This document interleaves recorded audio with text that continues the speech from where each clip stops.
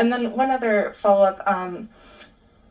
I know you said when the call came in, it was for an unconscious person, and also that was a stabbing. It seems, just from an outside perspective looking in, like that would be not the first thing a person calling in would think.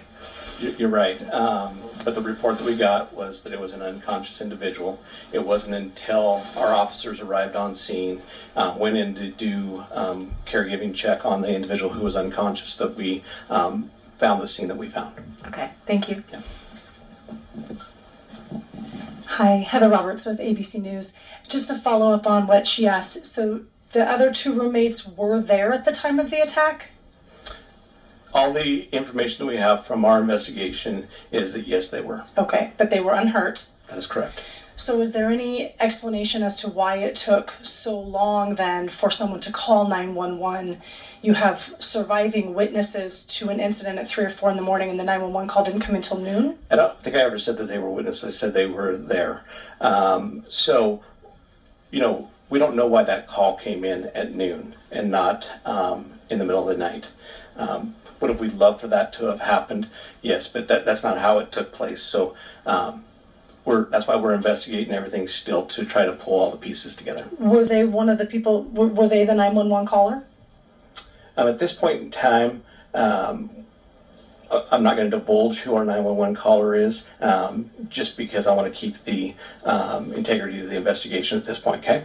For someone to call 911, you have surviving witnesses to an incident at 3 or 4 in the morning, and the 911 call didn't come until noon? I don't think I ever said that they were witnesses. I said they were there. Welcome back to my mental health and crime channel. My name is Huda London. I'm a licensed cognitive behavior therapist, that's a CBT therapist, and a licensed mental health counselor.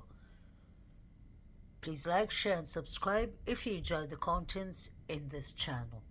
Today, I'd like to talk about the Idaho Moscow 4. May the 4 victims rest in peace, condolence to the families, and may the correct justice be served. When I say always, may the correct justice be served, I mean literally the correct justice. Because in my eyes, I do not believe that they are even close to the correct justice or the direction of the correct justice. On the 13th of November, 2022, we all are aware of the horrific quadruples that took place on Idaho Moscow 1122 Kings Road. The 911 call wasn't made in until 8 hours later. It depends on what timeline you go by. If you go by the timeline 3 to 4, that will make it. Today I'd like to talk about the surviving roommates. That would be DM and BF. Ann Taylor clearly told us that there was 2 blood DNAs found at the crime scene, inside and outside. She said there was a glove, and we know that the glove was found. Most likely it was a glove that Chris McDonough found outside the crime scene. If you move on from that, there's this other blood at the railing. I would assume the steps railing. And that is very interesting. Because Ann Taylor found out this information, she said, 2 months earlier. We need to ask ourselves, why is the defense attorney or Brian Kohlberger finding out this information so late in the case?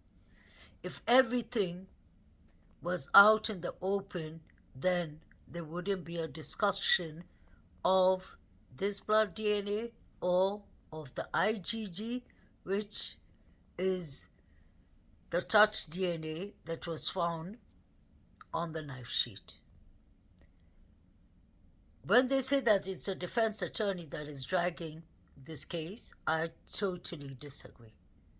I believe it's the prosecutor and the FBI and Idaho Moscow detectives, the police officers that did not do their share of their job right. In what sense right? The IGG was taken from definitely a website that is not supposed to be used by law enforcement. A good example is My Heritage, that is from Israel.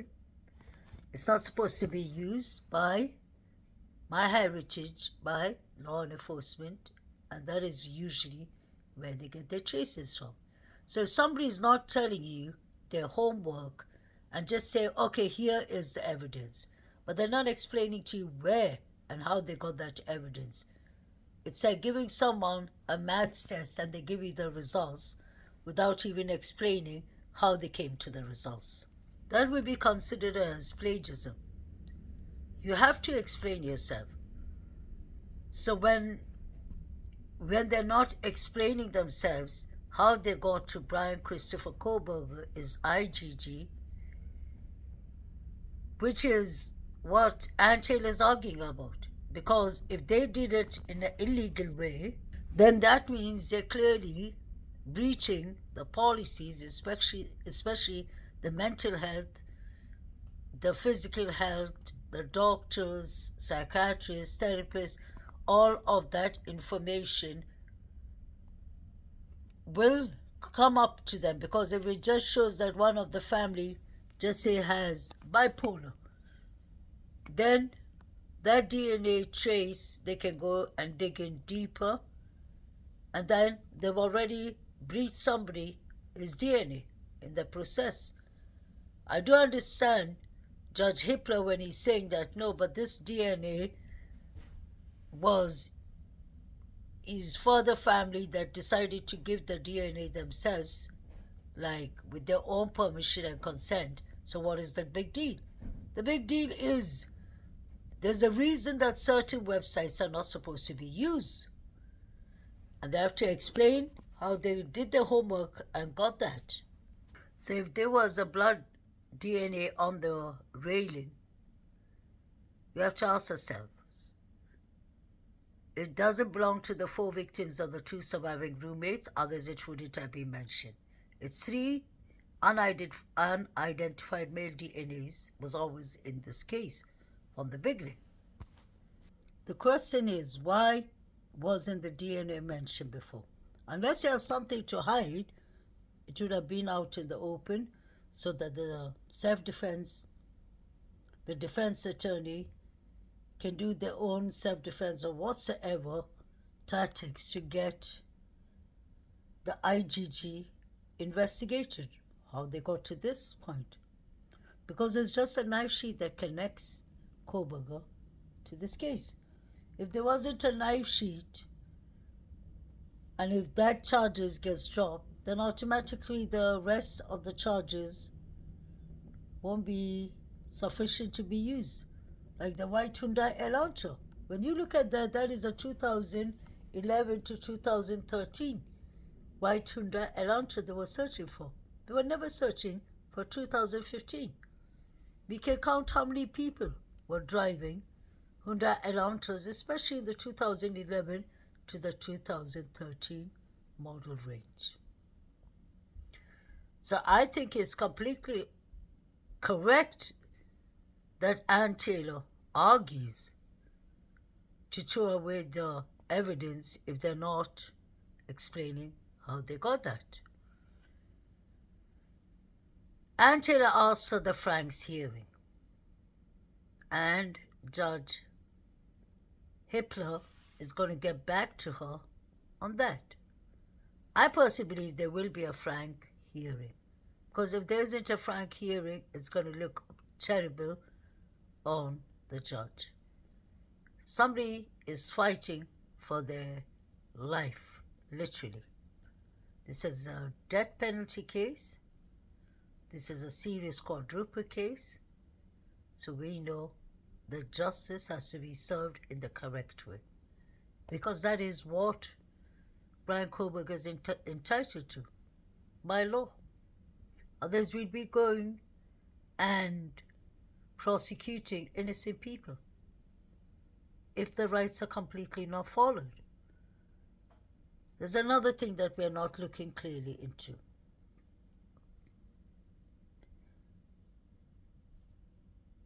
When they talk about things being on a gag order, one of them is Brian Kohlberger's mental health. As a licensed mental health counselor, I personally believe that there's a lot in his mental health case. Like example, was he going to therapy? Was he on medication? Was he suffering of depression? Was he suffering of anxiety? It's been stated that he was suffering of OCD. So was he under therapy? Was he under CBT therapy, which is very effective for anxiety, OCD, depression, personality disorders, and many range of mental health illness? We need to know exactly what was he suffering of, and that will only come out in court. But today I'd like to talk about something interesting, which is kind of in that kind of direction. I want to talk about Brian Kohlberger is use of the A-class rug that they said he was using, because I want to connect it to something. So before you jump on me, just give me that patience so I can explain what I mean. When somebody is on a serious drug addiction or alcoholism, this is something that is not easy for them to control. That's why they usually need rehab, therapy, family support, medication from the GP, from the doctors, many different things. It's a process to go through. It's not easy. And for somebody to have been on the H drug, the A drug one, the A one, A class one, I personally believe, and out of statistics even when you look at it, people on serious drugs, A class drugs, usually relapse. Or sometimes they go from the H to the COKE, they go to other ones, and so forth. It's never a clean, cold turkey that you can do in a situation like this. So I was wondering, because it's important to think from different perspectives. Brian Kohlberger is a part of this case. I've never said, and I will never say, that I believe he's 100% innocent. The more things come out in this case, the more he looks less suspicious and the others look more suspicious. He looks more innocent. But that doesn't mean he's completely innocent or that he's innocent at all. Doesn't mean that he's guilty either. That's why we have to wait for the trial to start. But my question is, this is what I want to discuss about today.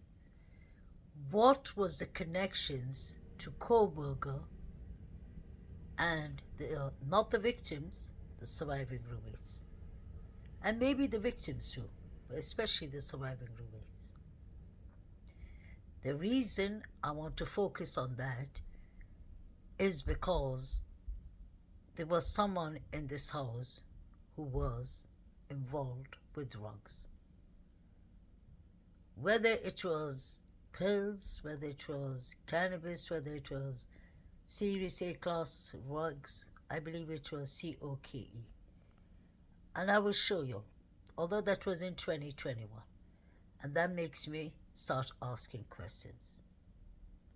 serious questions if Koberger could be buying COKE from this house, if he could know Bethany Funk, who was in 2021 dealing with COKE.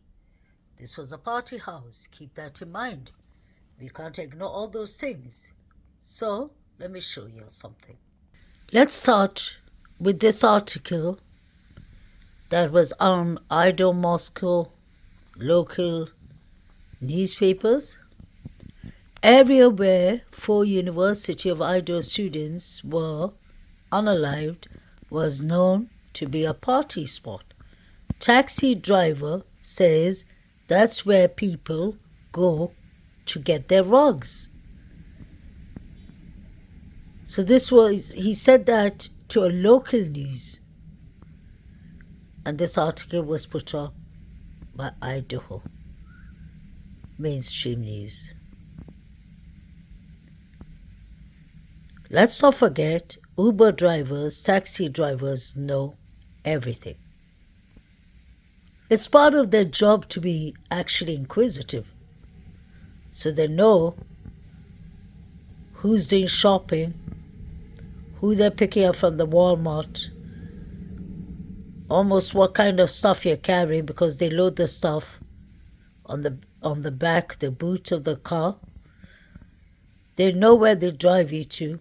They know about the suspicious areas not to go to. They know about the ghettos. They know about the safe areas, the unsafe areas. They know about the crime areas. They know everything. And this isn't the first person who said that. We've heard that plenty of times. So I want to talk about BF, who has exculpatory evidence. According to BK, he could be lying, trying to waste time, or he could be completely innocent, and he knows, maybe, just maybe, this is my theory, that BF was selling to BK because she was selling COKE. So when she was selling, she could have come across any customer. She could have been selling to Brent Kopak or Brian Christopher Koberg. Just an example. So what if BF told BK that there's been someone harassing us in this house, outside the house, somebody's watching our house, I'm worried. Or you know how shorters, dealers who sell the product run into fights and battles about areas that are kind of theirs to sell. So what if somebody else in the university, some other people, were shorters too, were dealers too, and they wonder not to take their customers example. And what if BF told BK, I need your help. Zana asked her father to change her or fix her door lock, and I'm worried too. And then BK could have said, you know what, don't worry, take my number and you can borrow my knife, my cable, just keep it safe. And what if whoever did these crimes, like the Frats, the Jacks, the Adam, and all of them, the surviving roommates, planned it, and they decided, you know what, BF, don't you have Brian Koberger's knife? Yeah. Just give us the knife sheet. His DNA is anywhere on it. Let's put it there and frame him. That's just an example. Could Brian Christopher Kohlberger being saying the fact that BF has exculpatory evidence, does he mean that BF knows something like the knife sheet? Or maybe the fact that BF is my dealer. She sells me COKE and many other people. And maybe the Sigma Key fraternity boys, like the Davids, did actually have, because it was mentioned, steroids. That's wrong too. Maybe they were the suppliers, the distributors of steroids. And these other ones, like BF, were selling COK. So there is a rug element possibly involved, but it's not the rug element that I believe that it's for people from outside the local place. I don't believe that.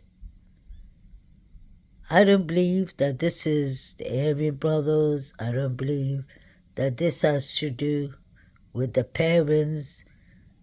Yes, the parents have had their previous lives. Yes, the parents need to be checked in, and that was only in the beginning. But when we go to the stage of putting the parents as the suspects who did this horrific crimes to their own children, even if they had addiction problems, that is too far-fetched for me to even comprehend. The first thing the FBI does, believe me, and the first thing the local police does is take out the criminal list of all the suspects that they know that have been tied, linked to such horrific crimes. And they pull up the list. They'll pull up the list of the parents, the boyfriends, the ex-boyfriends, the ex-girlfriends, their parents, their parents' parents. But the question is, did they do this in this case? I don't think much investigation was done, and that was the reason, I believe, the FBI was brought into this case 5 days later. That is shocking. But by the FBI being invited to this case 5 days later shows clearly that this wasn't a big rug element. If it was something like really like the cartels and worse, the FBI would have raided them all, arrested them. This case would have been solved quicker. I personally believe this is all about the college students. That's in my opinion. This is all my opinion. This is for education purpose only. I'm not accusing anyone. But this is after all my findings over 2 years and 2 months, 2 years and 3 months in this case. It points out more to the surviving roommates knowing something, and the frats, not only the Sigma Chi, frats with the S, being very, very involved. Allegedly. You can see them carrying at the corner club. You can see all the weird behaviors, the red flag behaviors going on at Banfield with the Banfield boys. The grub truck, the corner club. Even if BK washed his car with bleach or with whatever is the strongest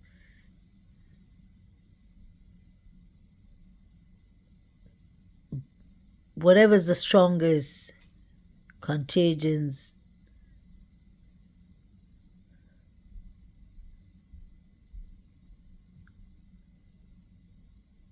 materials out there. Sorry, convergence was the word I was searching for. No matter what bleach you wash any evidence that you're trying to get rid of, when they put on the forensic lights and the protein substance that they use, something would have come out from his car. Something should have come out from his car. So for his car to have no trace makes me believe most likely he wasn't involved. It would have had some kind of trace. The mainstream media spins it the way they want to spin it. At times he's a genius PhD student of criminology, psychology, criminology. He was working on forensic science, so he knows what to do and what not to do. But yet again, he's the dumbest PhD student for leaving a knife sheet right under Maddie, his duvet or whatever. They don't know when they want to make him a genius and when they want to make him an ignorant incel. Sorry for my language, but that's what they're doing.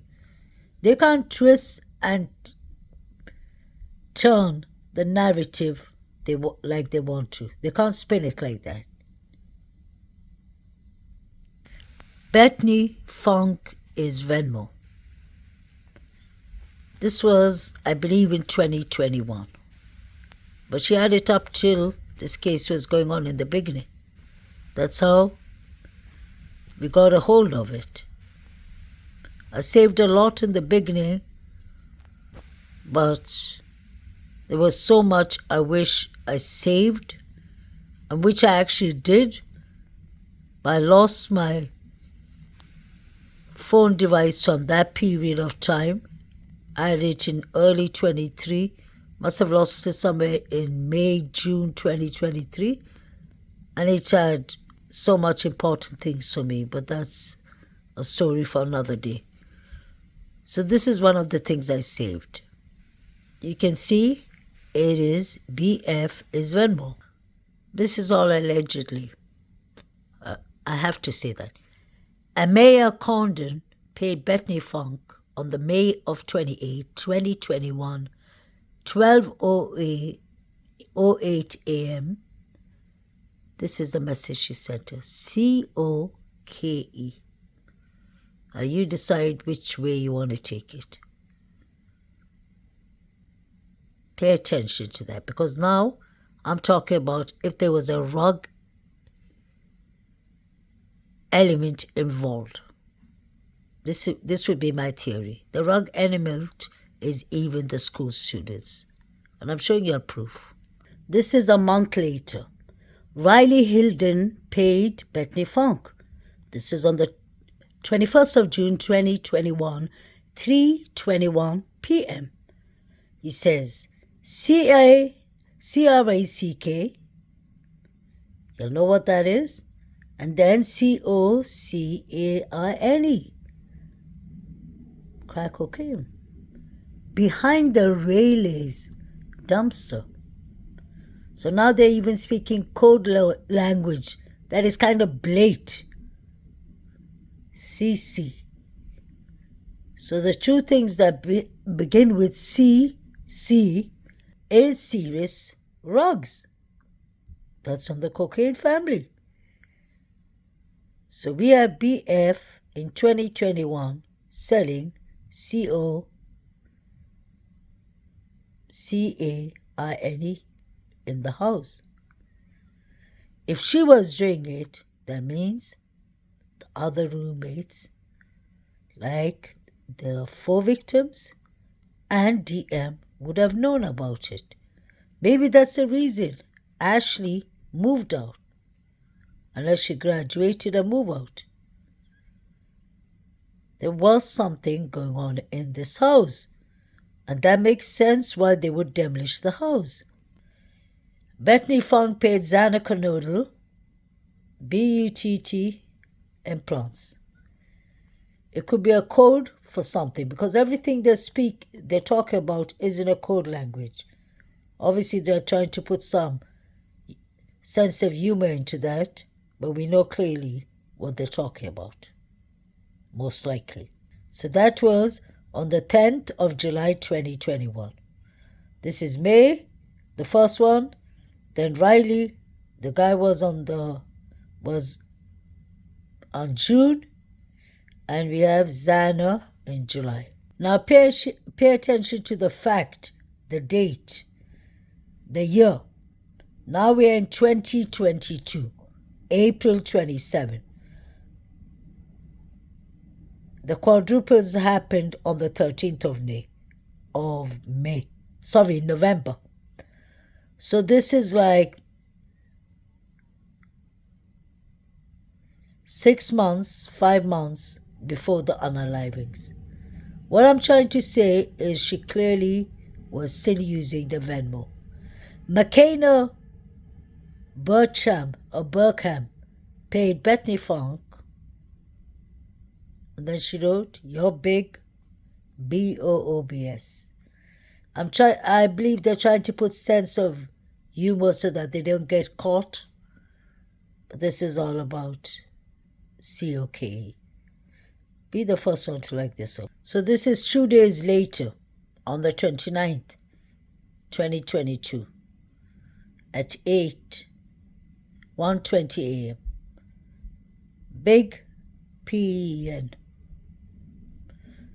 I'm telling you, they're talking about rugs, but they're using progressive language so that people wouldn't get it except their friends. So I believe definitely Bethany Funk was dealing in this house. She's selling rugs, allegedly. Look at her Venmos. And then we have Emma and Demetrius, who seem to be very involved in this case. The reason they're involved is 1122 Kings Road. If it was a rug party zone, party area, and if BF was selling rugs, say example, and if more people were selling, we have seen clearly Emma at that house when the cops came the first time for the noise complaint.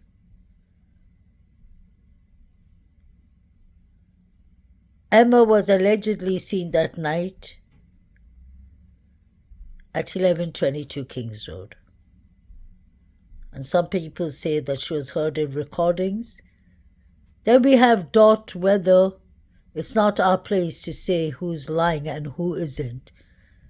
I do believe some things about Dot. She mentioned clearly that Demetrius, a black guy, and a female, a white female, she said a Caucasian male, all of them were standing outside, and DM was standing outside smoking. I personally believe that to be true. Emma's not to be trusted. You saw what she did in the police station when she put the things up where the sun doesn't shine.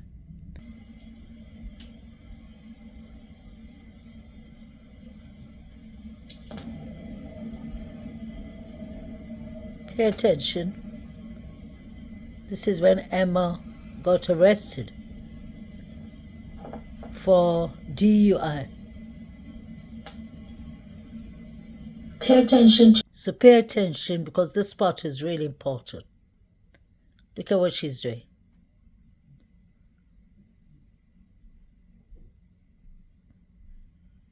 She puts something up or she takes out something, ASS, Sorry for my language. But that's exactly what she's doing. She puts it in the bin. This is the noise complaint. Do you remember? So she clearly parties in the house. Is she the one providing Bethany Funk with COKE? And could BK be buying it from them? It's just one of my theories.